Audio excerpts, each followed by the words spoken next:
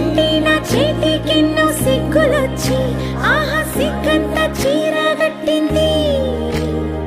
చీరలో చందమామ ఎవరమ్మ ఆ గుమ్మ సీతమ్మ.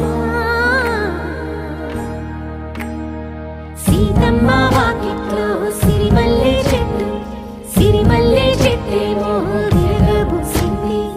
కొమ్మ కదలకుండా కొయ్యండి పూలు, కోసిరవన్నీ సీత కొప్పు చుట్టండి. కొప్పున పూలు గుప్పే తంతెందుకండి, కోదండ రామయ్య వస్తున్నాడండి.